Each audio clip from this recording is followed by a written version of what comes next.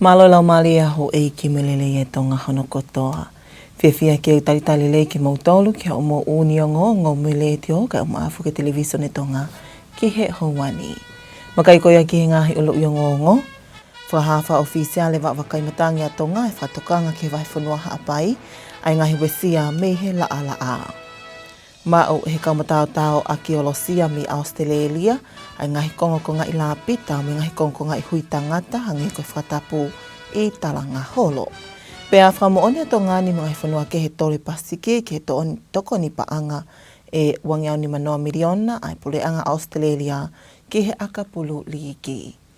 E to ia epe me ngahi talanoa ke he anaiange whataha me wakai ke whamimitaha me he malae o e sipoti kai umaafo ke whamatalaya. Ka koe wakailewa e ke whakaikiki ko au sanoli tātu i vai.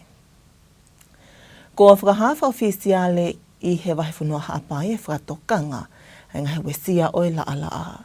Ko hili e ni hanu whamahino me he talei kita wa wakai matangi a tonga lai tia whiwhita lolotonga e whakatahama ke me ka whai o ngongo i he whiawhi oi ahoni. I he whamataa talei kita wa wakai matangi a tonga lai tia whiwhita. Ko tāna mi maa asi ki sune o tauni, me le ko te whaiwhanua haapai ai sii ai uha, o whatatau ki avalisianga maheni ai uha, o kutō ki he whunga whanua. I ene pehe, o stukoa te whatokanga ki haapai, ke toi tokanga ange, ko uhiko anau whea mo sii ai uha, pia kua kamata ke wesia muha sino ai la i he wahe whanua. E tū koe i he taimini whakatewhito ki ngahi whakatokanga koe whakawangi pa moe la koe ngahi drought warnings koe he taimini whatonga iang koe wahe whanua hāpai mo mea mai ki he polokalama koe ni o sticklea ai drought pea ku hoko ai la koe mahina e whaa koe ni ko mariua tu wahe whanua hāpai mei maasi ki sune na e maulalo i avarisi anga maheni pea ai uha ia ko tō ke wahe whanua hāpai. Lo tonga nina te pehe e whiwhita koe whafofua ke mahina e tolu ki he ono ka hoko, e iai me whakanganga ke tuwha ofisiale ato mua whakatokanga ki Tongatapuni, wawa o mo e ua ki he sii ai uha, kai lahi la i he funga o he whanua. O ku kamata peke i longa he funga whanua. Ai kamata ke mai ai musie, o whangai whatapu, kai pehe ki he ngahi ripote, pomi he ngahi kau ofisa whamatala ea pe mei he ngahi wahe whanua. Ai koe sio he tau unua tuka ni sea, e mai nai tolu ke he ono ka hoko mai, te tau ke hoko at pe mo sisi ia ngai uha, tō mai ke tau wahe whanua, ka pe ke ngahi pō o ku momoko anga ea, pe ku mahuinga pe ai, e tau whetaki ni ma, ka pe fo ke tau whikau aki, ko hea koe ngahi tonga mateu. Ka uhuka kei whiawa tongani mo e whaahita ula o kua te whatokanga ke kakai e whanua koe taimi po uri e te momoko anga ai ea whatatau ki he momoko anga maheni. Ko whawhola o ato e kongokonga i la pita, mo e kongokonga i hui tangata ne mau i talanga holo, ka koe e lia eni o kulanga fo owai e whalea lea o tonga. Ko e whawhola o ko eni a ngahi koloa ko eni ke University Whawhanua Australia, pe me University Waikato no usila ke whakahoko whakatotolo ma ke heki ai. Ko hili ene i tō ngāne matao archaeologia ko Professor Geoffrey Clark me University Whawhanua Australia i he mahina ko osi ke whakahoko whakatotolo ke ngai historia tupua na e tanu i talanga holo. Whai ki ke talanoa ko iaki hauani mo Pierre Olie. Nei whakahoko e whakatotolo ma ke he koini ki talanga holo. Pea na e keria ia e riani ke whakahoko hawhekumi ki ngai historia o e kuohili. Nei mauhakea ia ngahi la pita mo e kongonga i hui tangata hange koe whakatapu. I whamatala kua tuku mai me he potu ngāwe ki Mūria no sila, whengawe akia mo e whare alea, koe savea koe nina e whakahoko pe ia e aho e tolu, whakataha mo e kautonga pe i tongani, ne whakahoko ai ai whekumi. Na e whoki ai a Professor Clark pe mo ngahi kongonga la pita koe niki a Australia, ke sivi whakauliliki, a lava a hono whafuafua ki e lahi o e tau o e la pita koe ni. Pe e toki me iai rewa, ke whaiha whekumi ki historia o e tau ko ia, pe na e ngawe aki a talanga holo ki he hā i ngahi tau ko hiri. Rotonga ia ku whawholau atuai a ngahi kongonga i hui tangata hangi ko Tongatapu ki he University o Waikato i no sila, ke sivi whakauliliki ai ai lahi o e tau o hui koe ni. I whamatala a Professor Clark, koe la pita koe ni o iai e whafuafua mo e mahaloi, Na ngau aki he tau e wa fe tupu ko hiri I whanua ko Bismarck ta whaaki whakatoke lau hake ko ia o Papua New Guinea. Na au kau mai e klase lapi ta ko ni ki tongani moha moa whafofua ki ngā hi tau e wa fe tupu ko hiri. Pe Foki Clark ko e tamua e ne whiria tongani ke whaiha whatotolo ma kehe ki ai ko uhi o kei iai pe whatotolo ke historia o e tupuanga ngā hi whanua Polynesia mohono kakai. Ko e whekomi koe ni, na e whakaata ia me he pure anga Tonga. Pea o ki e whaka amo te leangi a ka pululi ke ngai whanau Pasifiki o ka wā Tongani. Ka hili ene ka kāta whamu o ni alea pāi pale mia o Tonga no pele whawhanua, pale mia o Papua New Guinea James Marape, pale mia o Fisi Stephen Rampuka, pale mia o Haamoa la auri lea malia toa Shamit, me pale mia o Australia Anthony Albanese I wikeni ki whaaki mai Australia, ai tola Australia e wangau ni manoa miliona ki ngai whanua e whai e Pasifiki ke whakaivia ai akapululi ki. Kua whamoni hare he pāua e komisoni akapulu a Australia, pea moe riki ni he ngai whanua e Pasifiki, tamu ai ke tokoni I ono whakaivia e sipotini I tau wāhe ngā. Ko hiri ni whamoni hare he pāua se a komiti Peter Valentis, pe mo kautaki ngā hi whanua ni he Pasifiki, ne whākoe ki Brisbane, I harea pau o ko malawa ke kawa ya Tongani Papua New Guinea moha moa. Ne ihe o au ne pare mia ko ya Australia, Anthony Albanese, ke whamooni ki harea pau ko ni ka whatahan mo kautaki ko ni ngai whanua ni ihi I he Pasifiki.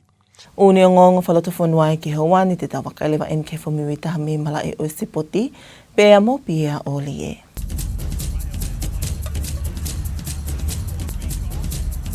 Mano mo tau ki whilonga ki koe whakaini ki mala e o e sipoti. Ko whako e whako I karetahi te vita tui fua ai whetongi na lahi e ono ke ne toko wa tolu ke pakihi mo Spain I he sabate. Takai hono ua ia Thai Nations Cup wanoa ua no whako I kānata. Ko hire hono tukuanga mahine na ngā pula tonga e lisi o e timi ki he weekeni kapteni pēa sana tane takulua pēa tokoni e se misi paia mo Solomone Kata. E te me wikeni kua whoki hakea Siegfried Visi hoi ki he loki misini, whetongi mai mo whatongia paia he matatolu, pe whoki hake mo senta whatokatea ko ia ko Solomone Kata ki he sekeni, pe kapakau rewa a John Tapueluelu, o whetongi tuunga ia mo te lusa vea inu. Nei whahai whai ko ene whireo I veni ai timi ko ia ki ngai tuunga ko ni neongo e kafo e nihi o kai ke tuunga whatu tā maki ka koe whaki ange beha taimi ke nau mālolo le iai kai mono be ki ngai tuunga ke he. Iha whakake mo e whai ko a neawhina e pehe ai te vita tui fua ko e hingoa who be ko unuhi mai ki he weekeni ko ka pakau te tangi ko ia ko sione tui ai au wainga I Falanse pe kono whenga maari e ni ke ahi e lewa momona te si whawha apure anga ka e whawha mai pe me se tari la vea. Rotoani o kukolosi hake a Phil Kite o tarifaki mai matatolu, pe a kamata atua o tumaka mausi e whanifika ua o poupou ke tautua a.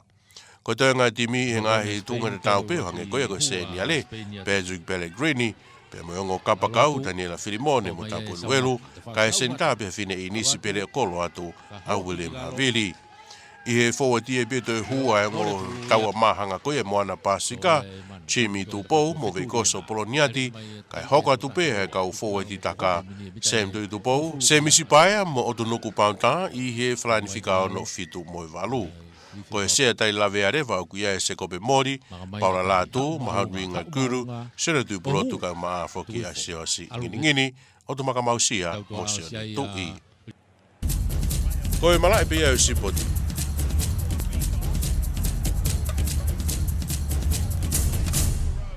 Ka ki mopa tau mawai, tau toi wakai pehe ni kihe ngahi ulu I ngō.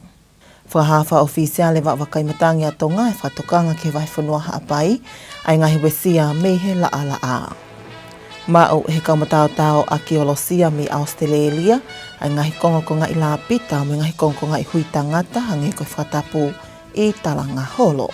Pea whamooni a Tongani mga whanua ke he tori pasiki ke he toko ni paanga, e wangeau ni manoa miliona ai puleanga Australia ki he akapulu liki. Pea me kakate peha mo unia ngongo me letio, pea mo afa ki televisione Tonga ki Hawani, pea mo ia wha amune au tono atu ki loto whale, ai Tonga hono kotoa. Whamalo te tau kei whi ao mai, ko au sonoli tātu i vai, ka mōmea.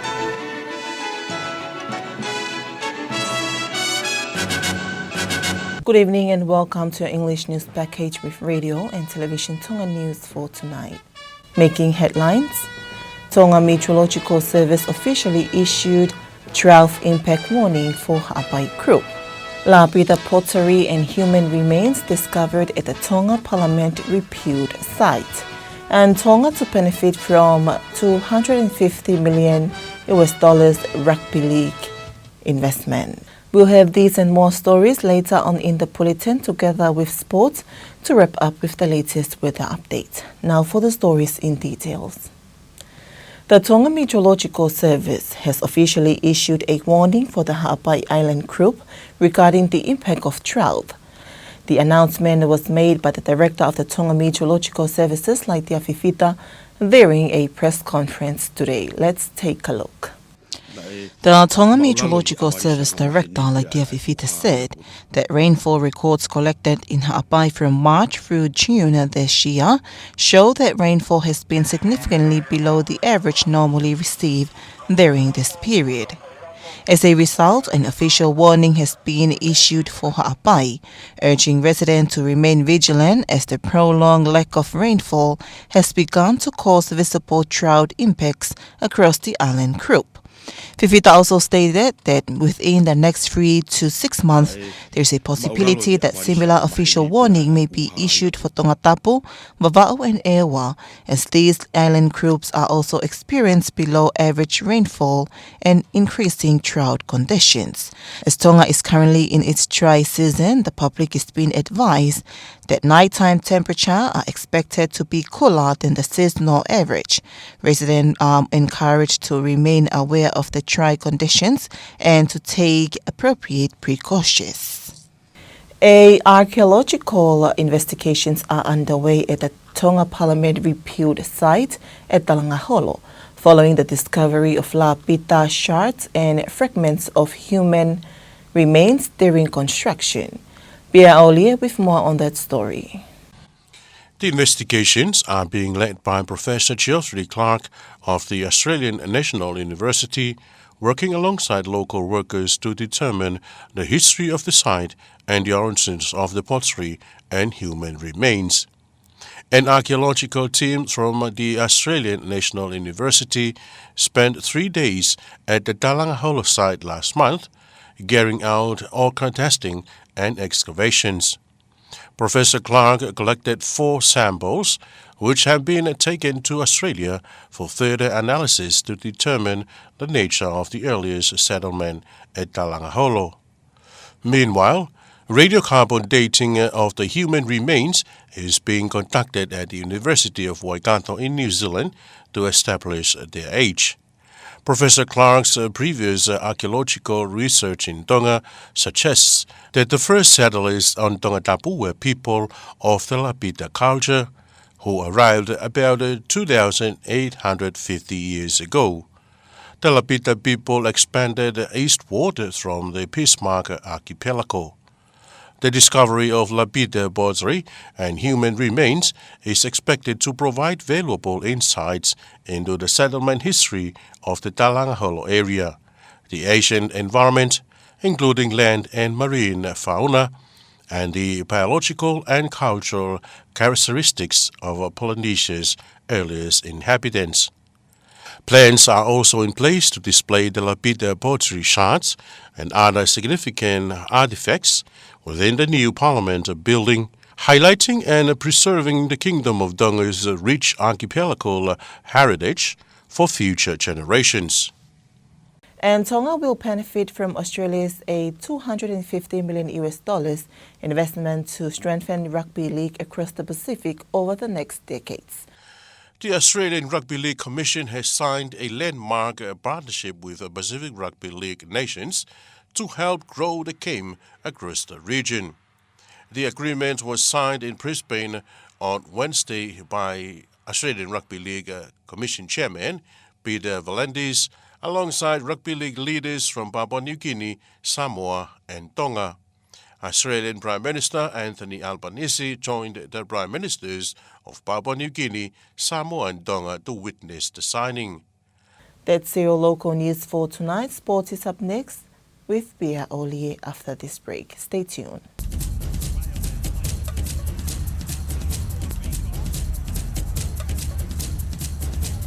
Welcome back in sport.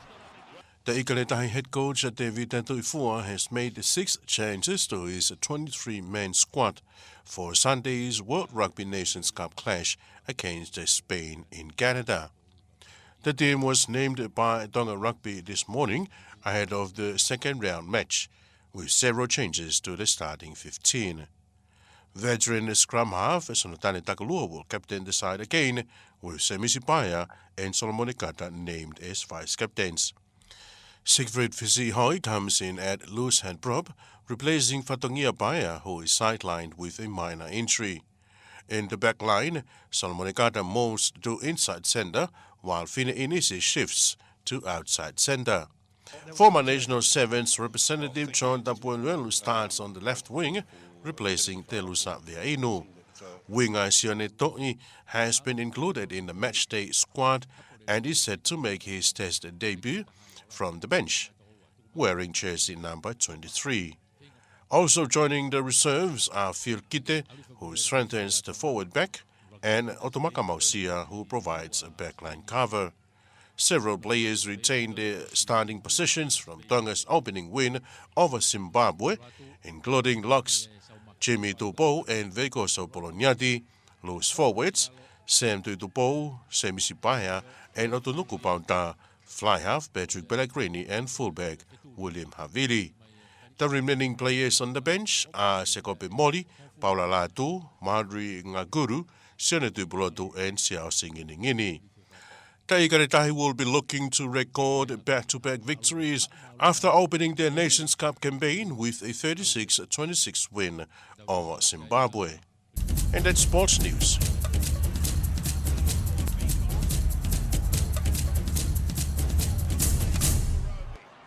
But before we part, here's one final look at tonight's top stories. Tonga Meteorological Service officially issued 12 impact warning for Ha'apai crew. Lapita pottery and human remains discovered at the Tonga Parliament repute site.